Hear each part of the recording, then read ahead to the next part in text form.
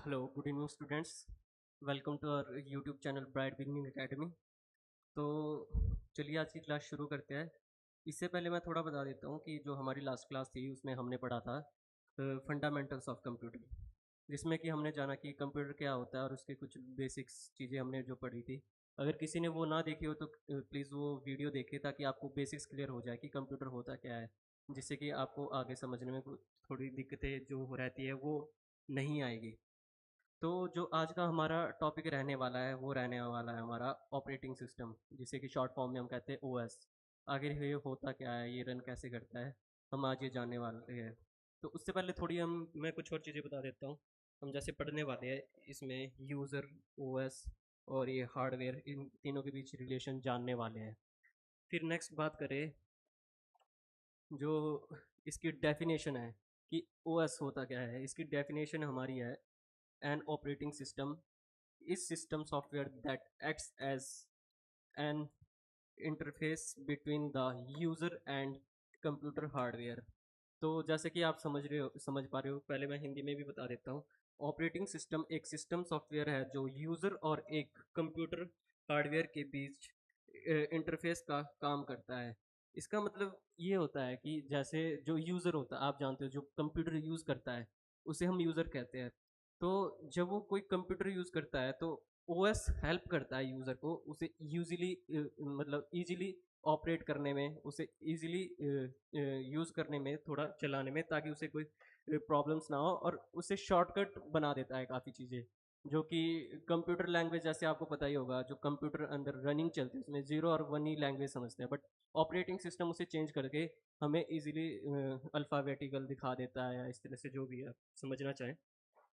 उसके बाद एग्जांपल्स ले लेते हैं कि ऑपरेटिंग सिस्टम के एग्जांपल्स क्या क्या है, जो हम रन करते हैं उसमें क्या क्या आता है। अब जैसे विंडोज़ मेनली ये हमारे कंप्यूटर्स में रहते हैं, जो आप पीसी वगैरह चलाते हो, लैपटॉप चलाते हो। लिनक्स होता है, यूनिक्स है हमारा, मैक ओएस है। अब मैक ओएस मेनली उसमें आ जाते हैं हमारे जो मैकबुक वगैरह रहते हैं। एंड्रॉयड सेल फोन्स यूज़ करते हो, सेल फोन में एंड्रॉयड यूज़ होता है। iOS ये हमारा मेनली एप्पल के डिवाइसेस में यूज़ होते हैं। तो जो एग्जाम लाइन में आप ये मेन मेन जो आपको याद रखना है इससे, OS controls and manages all resources of a computer system. मतलब जो ओएस होता है वो कंप्यूटर सिस्टम के जो रिसोर्स होते हैं उसे मैनेज करता है।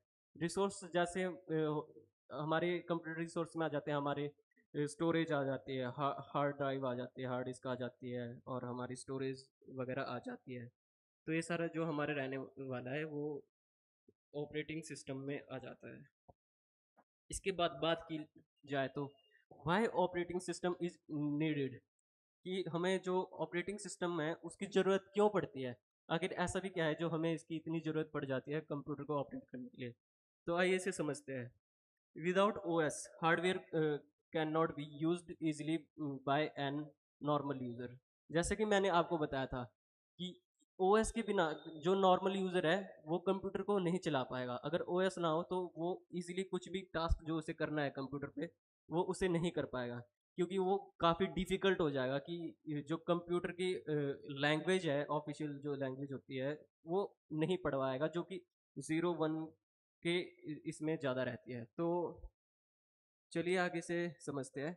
It provides an easy platform to use computer hardware, कि यह जो हार्डवेयर में जैसे हमारा यह सीपीयू, रैम, स्टोरेज और आईओ डिवाइस को मैनेज करता है। जैसे कि मैंने आपको थोड़ी देर पहले ये बताया है कि ये जो रैम होती है, जो हमारी स्टोरेज टाइप होती है, सीपीयू वगैरह, इसे जो सिस्टम को ये मैनेज करता है एक तरह से। जैसे कोई भी आप कंपनी ले लीजिए, वहाँ पे मैनेजर रखे जाते हैं ताकि वो सारा काम मैनेज करे, उसकी रिपोर्ट्स रखे। वैसे ही ऑपरेटिंग सिस्टम एक मैनेजर की तरह होता है कंप्यूटर में, जो सभी चीज़ें मैनेज करता है। चलिए आगे देख लेते हैं। It hides hardware complexity and gives user friendly interface. जैसे कि मैंने आपको बताया कि जो कॉम्प्लेक्सिटी होती है, जैसे कि उस कंप्यूटर लैंग्वेज, उसे हाइड करके यूजर को इजी इजीली तरीके से वो डिस्प्ले करता है ताकि उसे कोई दिक्कत ना हो। फिर it runs applications like M S Word, browser, media player and database software. जो भी आप कंप्यूटर में यूज़ करते हो, मीडिया, वीएलसी वगैरह जो भी आप देखते हो, कुछ भी आपको यूज़ करना हो, एमएस वर्ड चलाते हो, ब्राउज़र चलाते हो, कुछ भी ब्राउज़ कर रहे हो, तो ऑपरेटिंग सिस्टम उसे रन करता है, उसे चलाता है, ईज़िली आपको प्रोवाइड कराता है, ईज़िली आपको दिखाता है, वो कंप्यूटर लैंग्वेज में ना दिखा के। फिर आता है it provides security, error handling and resource handling. ये भी मेन है। जो भी आपका कंप्यूटर पे मतलब डेटा वगैरह होता है, उसमें कोई वायरस ना घुस जाए, या कोई हैकिंग करके आपका डेटा चोरी ना करे, या इस तरह की कोई भी जो सिक्योरिटी से रह के चीज़ें रहती है, वो भी ऑपरेटिंग सिस्टम आपका हैंडल करता है। दूसरा, error handling and resource handling. जो भी आपकी एरर वगैरह रहती है, कुछ भी गड़बड़ हो जाए, वो भी ये ऑपरेटिंग सिस्टम हैंडल करता है। रिसोर्स हैंडलिंग में वही आ जाता है, जो आपकी स्टोरेज टाइप होगी उसे हैंडल करता है, जो भी रिसोर्स रहने वाले हैं। हार्डवेयर टाइप में भी, वो मैं भी आपको बताऊंगा। तो फिर जैसे रिसोर्स मैनेजर, इसमें हमारा क्या रहता है, सीपीयू, मेमोरी, डिवाइसेस, ये आपको मेन याद रखने हैं। प्लेटफॉर्म में application program run on as, जो भी आप एप्लीकेशंस, जो भी आप एप्स यूज़ करते हो, चाहे वो कोई सी भी हो, वो ओएस के थ्रू ही रन होती है, ओएस ही उसे रन करता है। फिर आता है हमारा प्रोटेक्शन, यूज़र अकाउंट परमिशंस। जैसे भी आप कोई अकाउंट वगैरह अपने लॉग इन करते हो किसी भी चीज़ के, कोई भी आप अपने अकाउंट चला रहे हो, उसे भी ये सिक्योर करता है, इजीली आपको चलाने में हेल्प करता है, और ध्यान रखता है कि वो उसमें कोई गड़बड़ ना हो, और आपको परमिशन देता है उसे इजीली चलाने के लिए। फिर आप इसका एक बार अगर आप स्क्रीनशॉट लेना चाहें तो ले सकते हैं इसका, ताकि आपको बाद में इजी रहे। चलिए अब आगे चलते हैं। अब बात करते हैं मेन फंक्शंस ऑफ ओएस, कि ओएस के मेन फंक्शंस क्या रहने वाले हैं। इसमें पहले बात कर ले, the six functions are repeatedly asked in exam. जो ये 6 फंक्शंस है, मेनली एग्जाम में आपसे पूछे जाएंगे, तो आपको ये ध्यान रखने पड़ेंगे। पहला आता है प्रोसेस मैनेजमेंट, कि जो प्रोसेस है, सीपीयू शेड्यूलिंग है, जो चल रहे होते हैं प्रोग्राम्स का मैनेजमेंट करता है। तो जो भी आप प्रोग्राम्स रन कर रहे हो, जो भी आप कुछ एप्लीकेशंस रन कर रहे हो, सीपीयू उसे शेड्यूल करता है, और जो ऑपरेटिंग सिस्टम है वो उसे ऑपरेट करता है, इजीली उसे चलाता है। फिर आता है मेमोरी मैनेजमेंट। जो मेमोरी मैनेजमेंट है, ये हमारा थोड़ा इस तरह से काम करता है। जो ओएस होता है, वो कई बार जैसे मान लो हमारी रैम वर्क ना कर रही हो, तो उसकी जगह वो हमारी जो हार्ड डिस्क की कुछ जो रैम होती है, उसे कुछ टुकड़ों में बांट देता है, और वो रैम की तरह काम करती है फिर बाद में, जो हमारी स्टोरेज होती है। तो RAM allocation, D allocation, virtual memory, paging. फिर आता है हमारा file management, file, folders, directory, create, delete और ऑर्गेनाइज। कि आप जो भी कुछ भी आप डेटा बना रहे हो, कुछ भी चीज़ें आप बना रहे हो, एक्सेल की शीट्स बना रहे हो, या पीपीटी पीडीएफ बना रहे हो, उसको फाइल के उसमें वो सेव करता है, और आपको हेल्प करता है कि जो किस फोल्डर में आपको उसे रखना है, कि फोल्डर बनाना है, क्रिएट करना है, डिलीट करना है, ऑर्गेनाइज करना है, वो सब ओएससी आपका हैंडल करता है। फिर आता है डिवाइस मैनेजमेंट। जो डिवाइस मैनेजमेंट रखता है, जैसे इसमें ये आईओ रहता है, हमारे डिवाइस कंट्रोल करता है, कि शेड्यूलिंग करता है डिवाइस की, कि आपके एप्लीकेशंस रन किस तरह से करने हैं, क्या उसका तरीका रहना है, और किस तरह से आपके फाइल्स ओपन होंगी, किस तरह क्लोज होंगी, ये सब यही ऑपरेट करता है। फिर आ जाता है हमारा security management, passwords, permission, user accounts. जैसे कि मैंने थोड़ी देर पहले ही बताया आपको, कोई भी आप अपने जो पर्सनल अकाउंट्स वगैरह ओपन करते हो, वो इजीली बना देता है इसे, ताकि आपका ना तो कोई अकाउंट में गड़बड़ हो, वायरस घुसे, या कोई हैक कर पाए उसमें, या कोई छेड़खानी कर पाए। तो वो सब ये हैंडल करता है, पासवर्ड्स रखता है, परमिशंस लेता है, और यूज़र अकाउंट को सिक्योर रखता है। फिर आता है user interference, GUI, CLI, user interaction, ये सब इसी में आ जाता है, जो ऑपरेटिंग सिस्टम हमारा कंट्रोल करता है। चलिए अब हम एग्ज़ाम टिप जो मैंने ऐड करे हैं, आप थोड़ा इसे शॉर्टकट में याद कर सकते हो। जैसे फंक्शन अगर आपसे पूछे जाए, जो कीवर्ड पूछे जाए, तो आपको याद रखना है जो ऑपरेटिंग सिस्टम है, इसके मेन फंक्शंस क्या रहने वाला है? Process, memory, file, device, security और इंटरफेरेंस। चलिए फिर आगे ही बढ़ते हैं। फिर आता है हमारा प्रोसेस मैनेजमेंट, कि जो प्रोसेस मैनेजमेंट है वो किस तरह से रहता है, किस तरह होता है।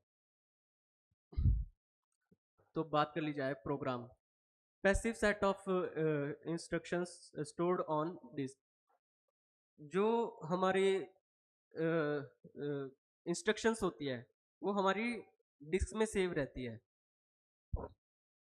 जो स्टोर्ड इंस्ट्रक्शन होती है वो पैसिव रहती है। पैसिव मतलब वो एक्टिव नहीं होती कि आपकी रेगुलर रन करे, इस तरह से नहीं होता वो। थोड़ा ऑपरेटिंग सिस्टम उसे रन करता है पर वो पैसिव नहीं होती। फिर प्रोसेस की बात करें, जो प्रोसेस होता है ये हमारा पैसिव होता है। Program currently running in memory, CPU execution. जो हमारा सीपीयू होता है वो प्रोसेस प्रोसेस हमारे सीपीयू साथ साथ करता है। और ये ज़्यादातर ये रैम मैनेजमेंट में आ जाता है हमारा, जो क्या बोलते हैं प्रोसेस रहता है। फिर आता है हमारा O S schedules, pauses, resumes and terminates process. जो हमारी प्रोसेसिंग होती है, जो भी हम कुछ टास्क देते हैं और वो प्रोसेसिंग में चलती है, तो ये चीज़ उसे शेड्यूल भी करती है, पॉज रिम्यूव भी करती है और टर्मिनेट भी करती है, उसे डिलीट हटा भी सकती है। फिर आता है हमारे CPU scheduling, decides which process gets CPU first. मतलब जो ये शेड्यूलिंग होती है ये हमारा डिसाइड करता है कि आपकी कौन सी जो हमारी प्रोसेस रहनी है वो कौन सी पहले करनी है, कौन सी बाद में करनी है, कौन सी कैसे करनी है, वो भी यही डिसाइड करता है। फिर आता है multitasking, depends heavily on process management. जो मल्टीटास्किंग होती है, मल्टीटास्किंग बोलूँ तो जैसे आप कोई ऐप ओपन करी आपने, उसमें कुछ भी किया और साथ साथ ही आपने वो मेमोरी से ना हटा के दूसरी ऐप यूज़ कर रहे हो, तो वो हमारी मल्टीटास्किंग में आते हैं कि आप क्या क्या एक बार में यूज़ कर रहे हो। तो जो मल्टीटास्किंग है वो डिपेंड प्रोसेस मैनेजमेंट पे ही करता है। और मेनली इसमें जो हमारे हेल्प करता है वो रहता है ऑपरेटिंग सिस्टम का। तो इसके मेन चीज़ें जान लेते हैं। जैसे प्रोग्राम स्टोर्ड इंस्ट्रक्शंस, जो कि निष्क्रिय निष्क्रिय यानी पैसिव होती है। फिर आती प्रोसेस प्रोसेस हमारी प्रोग्राम इन एग्जीक्यूशन, ये होती है एक्टिव यानी सक्रिय। फिर आती है thread, smallest execution unit in a process. जो एग्जीक्यूशन की स्मॉलेस्ट यूनिट होती है वो हमारी यही होती है। फिर आगे चलते हैं। Process sets, process execution follow life cycle. जो हमारी जो प्रोसेस एग्जीक्यूशन होती है वो कैसे रहती है? न्यू बनती है, रेडी होती है, रनिंग, फिर राइटिंग, ब्लॉक, फिर टर्मिनेटेड। ये इसका कुछ तरीका रहता है। तो जान लेते हैं new. Process is being created. जो हमारी प्रोसेसिंग होती है वो क्रिएट होती है, वो बनती है, वो स्टार्ट होती है। फिर आता है रेडी, वेटिंग फॉर सीपीयू। जो सीपीयू होता है वो उसके लिए वेट करता है कि सीपीयू का क्या रिस्पॉन्स रहने वाला है। फिर उसके बाद वो रन होती है, running, CPU is executing it. जो सीपीयू होता है वो उसे एग्जीक्यूट करता है फिर बाद में। फिर आता है वेटिंग या फिर ब्लॉक, वेटिंग फॉर आईओ और इवेंट। फिर वो वेट करता है कि उसे ब्लॉक करना है या फिर रेगुलेट करना है, क्या करना है। तो फिर उसके बाद लास्ट जो हमारा रहता है वो टर्मिनेटेड, एग्जीक्यूशन कंप्लीट। उसके बाद जो एग्जीक्यूशन है हमारा वो कंप्लीट होता है और उसके साथ साथ ही वो टर्मिनेट हो जाता है। चलिए फिर आगे पढ़ते हैं। फिर आता है शेड्यूल, सीपीयू शेड्यूलिंग एल्गोरिदम। जो ये एल्गोरिदम है इसका जो रहता है scheduling, choose the next process for CPU. जो शेड्यूलिंग है वो सीपीयू के लिए नेक्स्ट प्रोसेस कैसे चुनता है? पहले आता है एफसीएफएस, जो फर्स्ट कम फर्स्ट सर्व, यानी जो पहले आएगा वो पहले होगा। फिर आता है एसजेएफ, शॉर्टकट जॉब फर्स्ट। जो छोटा होता है, जो शॉर्टकट होता है वो सबसे पहले छोटा पहले करता है। फिर आता है प्रायोरिटी, जो हाइयर होता है, जो सबसे ऊंचे वाला होता है, जो सबसे उच्च होता है, उसे ये पहले रखता है। फिर आता है round ribbon, time quantum based time sharing में यूजफुल रहता है ये। जो टाइम मैनेजमेंट होता है, टाइम शेड्यूलिंग होता है, उसमें ये सबसे ज़्यादा यूज़फुल यही रहता है राउंड रिबन। फिर आता है हमारा एग्जाम पॉइंट जो हमारा रहने वाला है इसमें। Round ribbon scheduling is commonly use in time sharing system. जो सिस्टम में हमारी जो मैंने आपको बताया, जो सिस्टम में हमारी टाइम शेयरिंग, टाइम मैनेजमेंट रहता है, वो राउंड रिबन का ही रहता है। ये किस तरह से काम करता है वो आपको अभी थोड़ा जानने की जरूरत नहीं है। फिर आता है हमारा शेड्यूलिंग। शेड्यूलिंग का जो मेन पर्पस होता है वो सीपीयू यूटिलाइजेशन और रिस्पांस टाइम को इम्प्रूव करता है। जैसे कि आप नॉर्मली इससे समझ रहे हो कि जो शेड्यूलिंग होता है वो सीपीयू यूटिलाइजेशन और रिस्पांस होता है, उसे इम्प्रूव करता है, उसे बेहतर बनाता है, आपको बेहतर तरीके से और बताता रहता है।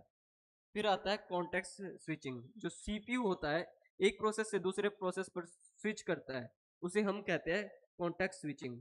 जब भी मान लो आप कोई टास्क कर रहे हो, कुछ भी काम कर रहे हो, तो वो जो प्रोसेसिंग होती है एक से जब दूसरे भी शिफ्ट हो जाती है, अपने क्या बोलते हैं, जो भी आपने उसको इंस्ट्रक्शंस दिए उसके थ्रू, जैसे ही वो एक इंस्ट्रक्शन से दूसरे पर स्विच होती है, उसे हम कॉन्टेक्स्ट स्विचिंग कहते हैं। चलिए फिर आगे बात कर लेते हैं मेमोरी मैनेजमेंट। जो मेमोरी मैनेज होती है वो कैसे होती है, किस तरह से रहती है, और ओएस उसे कैसे कंट्रोल करता है, हम इसमें ये जानने वाले हैं। जो रैम होती है हमारी, random access memory, stores currently running programs and data. आपको पता ही है रैम क्या होती है। रैम हमारी जो रैंडम एक्सेस मेमोरी जो रैंडम होती है, वो कुछ टाइम के लिए रहती है। जब भी आप कुछ कोई टास्क कर रहे हो तो जो उसमें मतलब रनिंग चलती है, वो समझता है उसे, तो कुछ टाइम के लिए बैकग्राउंड में चलती है, उसके बाद वो हट जाती है, उसे हम रैम कहते हैं। तो जो रैम होती है वो जो क्या रनिंग होती है उसकी, वो प्रोग्राम एंड डेटा, जो क्या बोलते हैं स्टोर्स होता है प्रोग्राम और डेटा का, वो रैम में ही मैनेज होता है सारा। मतलब ये कुछ टाइम के लिए रहता है। OS allocates memory to process and free it after use। जो OS होता है वो मेमोरी को, जैसे मैंने आपको बताया, मेमोरी को प्रोसेस करता है। वो प्रोसेसिंग का काम रैम में ही चलता है। वो प्रोसेस करता है और जैसे वो फ्री होती है वो उसे हटा देता है, उसके बाद वो खत्म हो जाती है। फिर it prevents one process from disturbing another process memory. फिर आ जाता है हमारे ये मेन पॉइंट कि ये जो हमारी प्रोसेसिंग चल रही होती है वो ध्यान रखता है कि जो कोई दूसरी प्रोसेसिंग हो वो आपस में बीच में इंटरफेयर ना करे और कोई हमें दिक्कत ना आए। तो रैम मैनेजमेंट वो चीज़ भी करती है जो ये मल्टीटास्किंग में आ जाती है उसकी। फिर आता है की टर्म्स जो रहने वाली हमारी, RAM, virtual memory, paging, segmentation, swapping. ये सारा काम हमारा इसी चीज़ का रहने वाला है कि रैम मैनेजमेंट, वर्चुअल मेमोरी क्या होती है, और पेजिंग क्या होती है, सेगमेंटेशन, स्वैपिंग, ये हम आगे पढ़ने वाले हैं। फिर आता है हमारा मेमोरी जो होती है volatile memory. RAM data is lost when power is of. कि जैसे इसका मतलब ये बनता है हमारा, जब कभी आप कोई काम कर रहे हो और अगर पावर ऑफ हो जाए, मान लो लाइट चली गई या कुछ भी ऐसी दिक्कत हो जाए, तो जो हमारे वोल्टाइल मेमोरी होती है उसके बाद वो एक्टिव हो जाती है और जो रैम रैम डेटा है वो ख़त्म हो जाता है। तो मतलब पावर ऑफ चलेगी तो आपका सारा डेटा उड़ जाता है। इसलिए लोग क्या करते हैं, इन्वर्टर्स का यूज़ करते हैं, इस तरह की चीज़ें यूज़ करते हैं ताकि दिक्कत ना आए।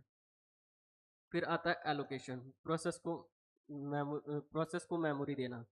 जो ये चीज़ है हमारी एलोकेशन, ये मेनली रैम में होती है। जो प्रोसेसिंग को मेमोरी देता है वो रैम ही देता है, रैंडम एक्सेस मेमोरी। तो वो कुछ टाइम के लिए रहती है, बाद में वो हट जाती है जैसे हमारी प्रोसेसिंग कंप्लीट हो जाती है। डी एलोकेशन, काम खत्म होते ही मेमोरी फ्री।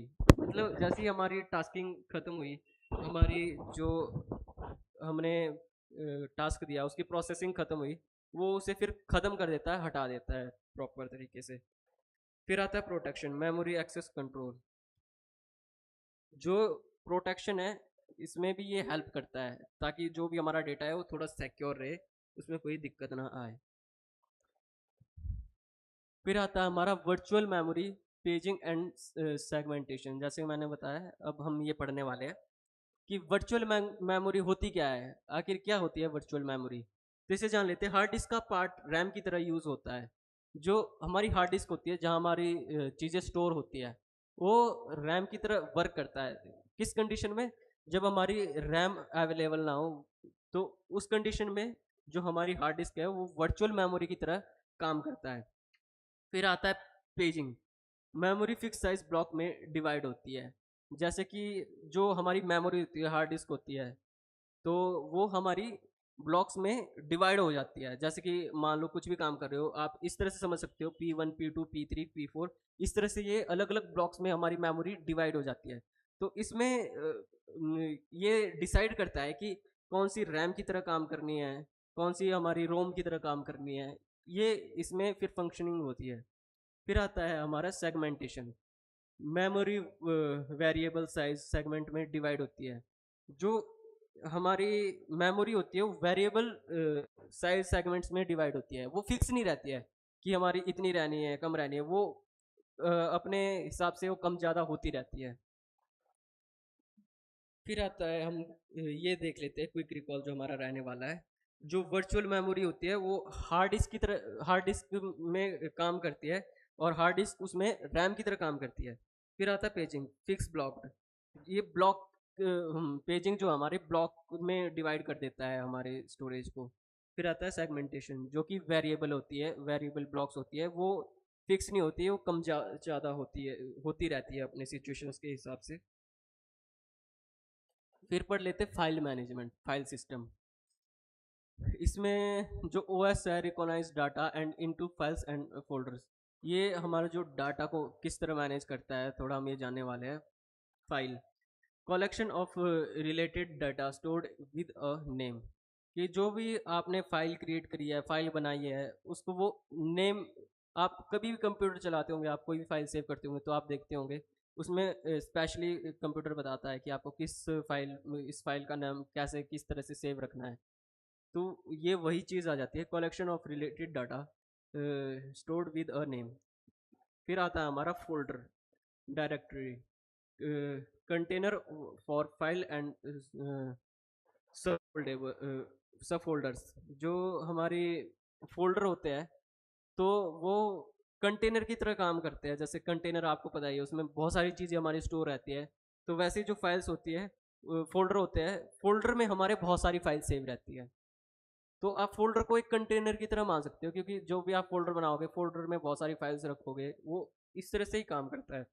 फिर आता है path, exact location of a file folder.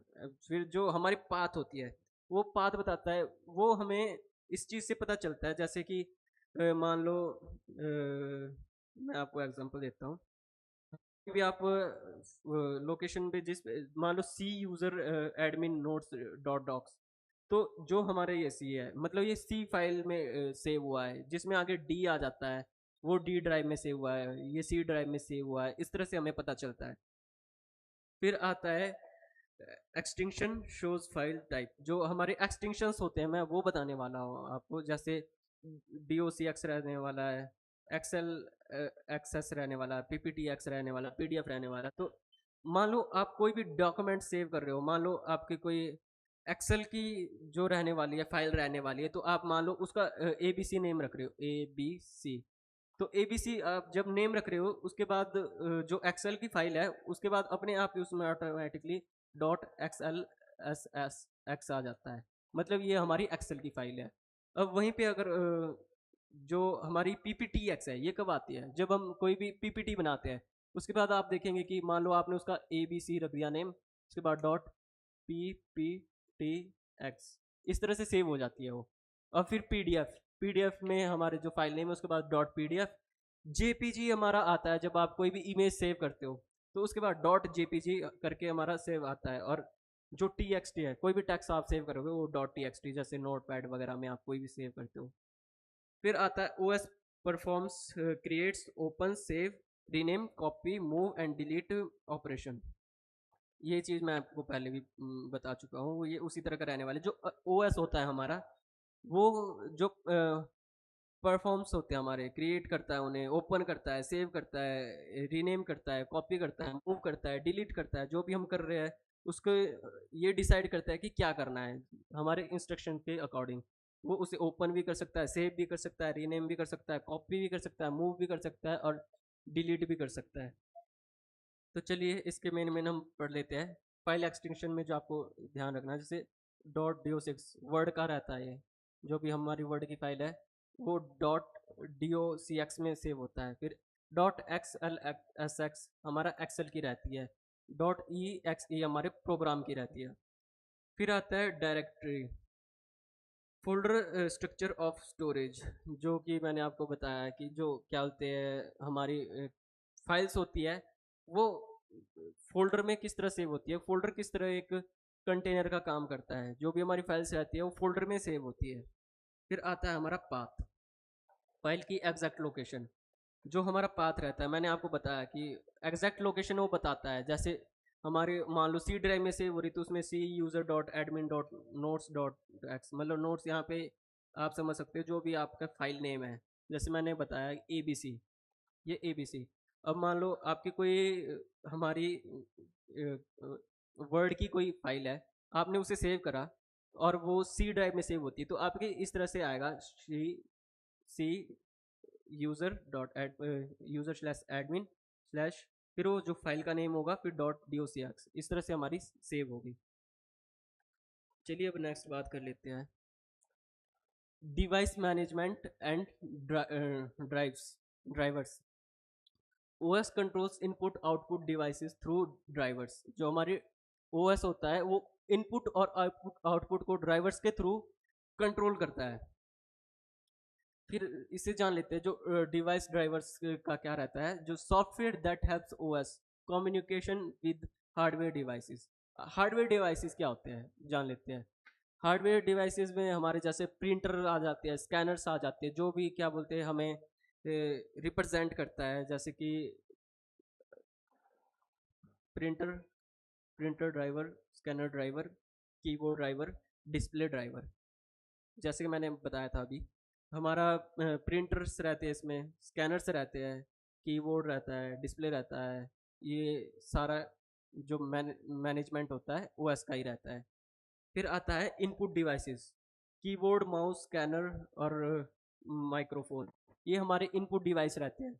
Input device बोले तो जो भी हम इंस्ट्रक्शंस देते हैं, इंस्ट्रक्शन अपने कंप्यूटर में भेजते हैं वो इनके थ्रू भेज सकते हैं। हम कीबोर्ड टाइप करके भेजते हैं, माउस हम जो इंस्ट्रक्शन होते हैं उन्हें सिलेक्ट कर सकते हैं। स्कैनर, स्कैनर जैसे कैमरा, कैमरा भी एक स्कैनर है, तो उसके थ्रू हम अपनी इमेजेस वीडियो वगैरह कंप्यूटर में भेज सकते हैं। माइक्रोफोन, माइक्रोफोन के थ्रू हम अपनी ऑडियो भेजते हैं। फिर आता है आउटपुट डिवाइसेस। आउटपुट डिवाइसेस होते हैं जो हमें आउटपुट देते हैं, जो भी हमने कमांड दी उसका जो रिजल्ट होता है वो किस माध्यम से, किन चीज़ों के माध्यम से आ रहा है, वो हमारे आउटपुट डिवाइसेस होते हैं। जैसे इसमें आता है हमारा monitor, printer, speaker, projector. Monitor से हम देख सकते हैं कि हमारा जो आउटपुट है वो कैसा है, क्या चीज़ है। प्रिंटर, प्रिंटर से हम कुछ भी जो प्रिंट करते हैं अपनी शीट्स में आ जाते हैं, हमारे प्रिंटर के थ्रू हमारी इमेजेस आती है। काफ़ी सारे डॉक्यूमेंट्स हम प्रिंटर के थ्रू पेजेस के फॉर्म में निकालते हैं। स्पीकर, स्पीकर जो हमारा आउटपुट देता है वो देता है ऑडियो का, जो वॉइस ऑडियो वगैरह जो भी आउटपुट रहता है वो स्पीकर का रहता है। फिर प्रोजेक्टर, प्रोजेक्टर से हम जैसे प्रोजेक्टर भी सेम आप मॉनिटर की तरह समझ सकते हो। वो हमें प्रोजेक्ट स्क्रीन प्रोजेक्ट करके देता है, जो जिसमें हम विजुअली देख सकते हैं चीज़ों को। फिर आता है OS manages buffering, spoiling and device allocation. जो ओएस होता है वो हमारा बफरिंग को मैनेज करता है, स्लूपिंग स्पूलिंग को मैनेज करता है और एलोकेशन को मैनेज करता है। ये हमारा सारा डिवाइस मैनेजमेंट में रहने वाला है। फिर आता है ड्राइवर, जो हमारी की पॉइंट्स रहने वाले हैं, ओएस और हार्डवेयर ब्रिज। जो ड्राइवर होता है ये ओएस और हार्डवेयर के बीच में ब्रिज जैसा काम करता है। फिर आता है स्पूलिंग, प्रिंट जॉब्स को क्यू में रखता है। जो इसका काम रहता है स्पूलिंग का, वो रहता है जो आपने कोई भी प्रिंटिंग की आपने इंस्ट्रक्शंस दी है कंप्यूटर को, वो क्यू में रखता है कुछ टाइम के लिए। फिर आता है बफरिंग, टेम्परेरी डेटा स्टोरेज। जो बफरिंग होती है हमारी वो टेम्पररी डेटा की तरह रहता है। जैसे कि हमारी, आप इस तरह से ले सकते हो समझने के लिए, जो भी आप मान लो कोई आपने फाइल कोई डिलीट करी है, तो वो कुछ टाइम के लिए आपके रिसाइकल बिन में सेव रहती है, ताकि आपको अगर मान लो वो डेटा वापस रखना हो, आपको ज़रूरी था वो कुछ डेटा और आपने डिलीट कर दिया, तो आप उसे रिकवर कर सके हो, तो टेम्परेरी वो डिलीट होती है। इस तरह का आप मान सकते हो। फिर आ जाता है हमारा सिक्योरिटी मैनेजमेंट, जो इसमें हमारा रहने वाला है OS protects file user and system resources. चलिए इसे समझ लेते हैं। जो यूज़र अकाउंट्स जो रहने वाला है, separate login for different users. जब भी आप कोई अकाउंट वगैरह यूज़ करते हो, तो ओएस उसे मैनेज करता है कि हर एक यूज़र के लिए जो लॉगिन रहे वो डिफरेंट रहता है थोड़ा। वो आपने देखा होगा कि आप मान लो आप इंस्टाग्राम यूज़ करते होंगे, तो इंस्टाग्राम में जब भी कभी आप लॉगिन करते हो और आफ्टर उसके बाद लॉग आउट करते हो, तो वहाँ पे लॉगिन के लिए सेपरेट रहता है। ऐसा नहीं है कि सिर्फ अगर आपने एक यूज़र ने लॉगिन कर लिया तो बस वो उसी के रहेगा, ऐसा नहीं होता है। वो पासवर्ड मांगेगा आपसे, आपके आईडी मांगेगा और फिर दूसरे आप अकाउंट में लॉगिन कर सकते हो। वो चीज़ सेम यही रहने वाली है। पासवर्ड प्रोटेक्शन, अनऑथराइज एक्सेस रोकता है। ये सब सब ये हमारा जो है ऑपरेटिंग सिस्टम मैनेज करता है। फिर आता है permission, read write execute access and control. वो सब भी यही करता है। जो भी हम इंस्ट्रक्शन दे रहे हैं किसी भी चीज़ में, जो क्या बोलते हैं रहता है, कोई भी हम अकाउंट यूज़ कर रहे हैं, लॉग इन कर रहे हैं, तो वो सब उसे रीड करता है, राइट करता है, एग्जीक्यूट करता है, एक्सेस करता है, कंट्रोल करता है। फिर आता है firewall updates help to improve system security. जो हमारे जो कंप्यूटर होता है, हम इसे इस तरह समझ सकते हैं, फायरवॉल होती है जो ना, तो वो आप कोई भी प्रोग्राम रन कर रहे हो या कुछ भी काम कर रहे हो, तो एक वॉल की तरह एक चीज़ होती है जो आपके वायरस रोकती है, प्रोटेक्ट करती है कई चीज़ों से, आपके जो सिक्योरिटी रखती है। फायरवॉल एक सिक्योरिटी की तरह रहती है कंप्यूटर में, जो वायरसेस वगैरह को रोकती है और आपकी नोट करती है कि कोई इलीगल जो काम होता है उसे रोकती है। फिर आता है encryption, protects data by converting into coded form। जो इंक्रिप्शन प्रोटेक्ट्स होती है, जो डेटा होता है हमारा, वो मैंने आपको बताया था कि जो हमारी कंप्यूटर लैंग्वेज होती है 0 और 1 के फॉर्म में होती है, जो कि समझ पाना बहुत डिफिकल्ट होता है। आप कुछ भी टाइप कर रहे हो तो वो 0 1 1 0 0 1 1 इस तरह करके वो बैकग्राउंड में प्रोसेसिंग होती है, बट वो हमें आगे शो इस तरह नहीं होता है, वो हमें अल्फ़ाबेट्स में शो होता है, हमें नंबर्स में शो होता है 1 2 3 4, अगर हमें कुछ चाहिए होता है तो वो सब काम इसी का रहता है। फिर हम पढ़ लेते हैं ये। अ, सबसे पहले हमारा जो रहने वाला, जो यूज़र आइडेंटिटी वेरीफाई करता है, वो कौन करता है। फिर उसमें हमारा ये आता है ऑथेंटिकेशन जो रहती है हमारा, वो ये काम करता है, यूज़र आइडेंटिफाई करता है, वेरीफाई करता है कि कौन क्या कैसे रहने वाला है। फिर ऑथराइजेशन रहने वाला है, एक्सेस राइट्स देता है। जो भी आप जैसे ही कुछ भी यूज़ कर रहे हो, तो आप मान लो कोई भी अकाउंट यूज़ कर रहे हो, उसमें आप पासवर्ड डालते हो, तो वो एक्सेस दे देता है आपको उसके बाद कि क्या कैसे करना है। बैकअप, डाटा लॉस से प्रोटेक्शन। बैकअप में आप ले सकते हो, जैसे क्लाउड्स ले सकते हो, बहुत चीज़ें कि आपने क्लाउड में अपलोड किया, तो आप क्लाउड से वापस डेटा निकाल सकते हो, तो वो हमारा डाटा लॉस प्रोटेक्शन में आ जाता है। तो चलिए आज की वीडियो यहीं ख़त्म करते हैं। मिलते हैं नेक्स्ट वीडियो में, और हमारे चैनल के साथ बने रहिए। मैं आपके लिए इसी तरह अच्छी अच्छी वीडियोस बना के लेके आता रहूँगा, ताकि आपको समझने में थोड़ी हेल्प हो सके और आप ज़्यादा से ज़्यादा स्कोर कर सके अपने JEE के एग्ज़ाम में। तो बने रहिए हमारे यूट्यूब चैनल के साथ, ब्राइट बिगनिंग एकेडमी के साथ। Thank you.